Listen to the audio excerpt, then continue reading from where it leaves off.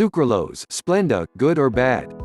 Excessive amounts of added sugar can have harmful effects on your metabolism and overall health. For this reason, many people turn to artificial sweeteners like sucralose. However, while authorities claim that sucralose is safe to eat, some studies have linked it to health problems. This article takes an objective look at sucralose and its health effects, both good and bad. What is sucralose? Sucralose is a zero-calorie artificial sweetener, and Splenda is the most common sucralose-based product.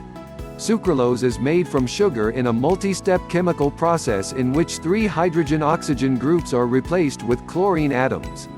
It was discovered in 1976 when a scientist at a British college allegedly misheard instructions about testing a substance. Instead, he tasted it, realizing that it was highly sweet. The companies Tate & Lyle and Johnson & Johnson then jointly developed Splenda products.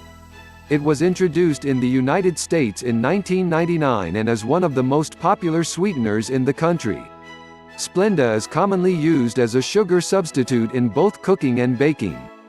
It's also added to thousands of food products worldwide. Sucralose is calorie-free, but Splenda also contains the carbohydrates dextrose, glucose, and maltodextrin, which brings the calorie content up to 3.36 calories per gram.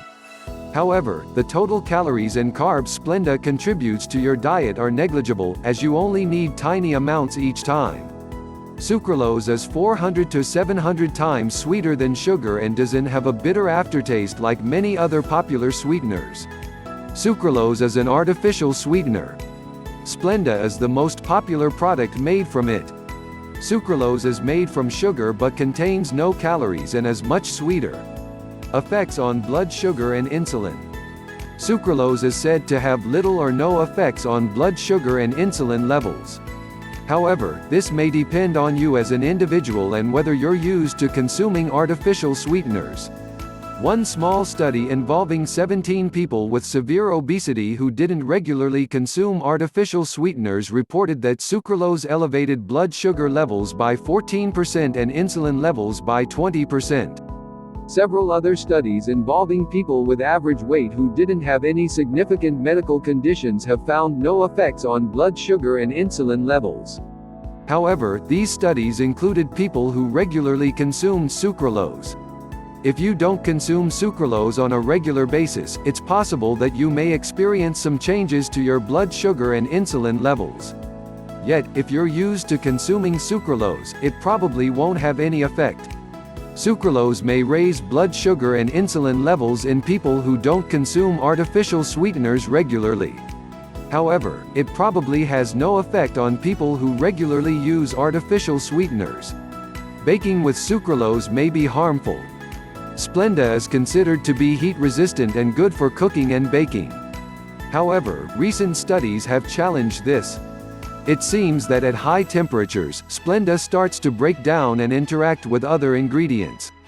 One study found that heating sucralose with glycerol, the backbone of fat molecules, produced harmful substances called chloropropanols. These substances may raise cancer risk. More research is needed, but it may be best to use other sweeteners instead when baking at temperatures above 350 degrees Fahrenheit, 120 degrees Celsius in the meantime. At high temperatures, sucralose may break down and generate harmful substances. Does sucralose affect gut health? The friendly bacteria in your gut are extremely important for your overall health. They may improve digestion, benefit immune function and reduce your risk of many diseases. Interestingly, one rat study found that sucralose may have negative effects on these bacteria. After 12 weeks, rats that consumed the sweetener had 47% to 80% fewer anaerobes, bacteria that don't require oxygen, in their guts. Beneficial bacteria like bifidobacteria and lactic acid bacteria were significantly reduced, while more harmful bacteria seemed to be less affected. What's more, the gut bacteria had still not returned to normal 12 weeks after the experiment was completed.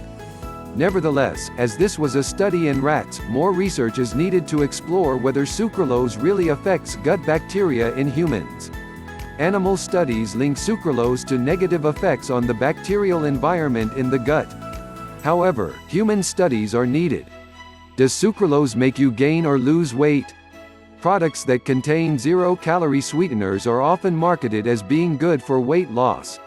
However, sucralose and artificial sweeteners don't seem to have any major effects on your weight. Observational studies have found no connection between artificial sweetener consumption and body weight or fat mass, but some of them report a small increase in body mass index. A review of randomized controlled trials, the gold standard of research, reports that artificial sweeteners reduce body weight by around 1.7 pounds (0.8 kilograms) on average. Sucralose and other artificial sweeteners don't seem to have any major effects on body weight. Is sucralose safe? Like other artificial sweeteners, sucralose is highly controversial. Some claim that it's entirely harmless, but new studies suggest that it may have some effects on your metabolism. For some people, it may raise blood sugar and insulin levels. It may also damage the bacterial environment in your gut, but this needs to be studied in humans. The safety of sucralose at high temperatures has also been questioned. You may want to avoid cooking or baking with it, as it may release harmful compounds. That being said, the long-term health effects are still unclear, but health authorities like the U.S. Food and Drug Administration (FDA) do consider it to be safe. Health authorities consider sucralose to be safe, but studies have raised questions about its health effects. The long-term health effects of consuming it are unclear. The bottom line: if you like the taste of sucralose and your body handles it well, it's probably fine to use in moderation. There's certainly no clear-cut evidence that it's harmful to humans. However, it may not be a good choice for high-heat cooking and baking. Additionally, if you notice persistent problems related to your gut health, talk to your healthcare provider about exploring whether sucralose could be the reason.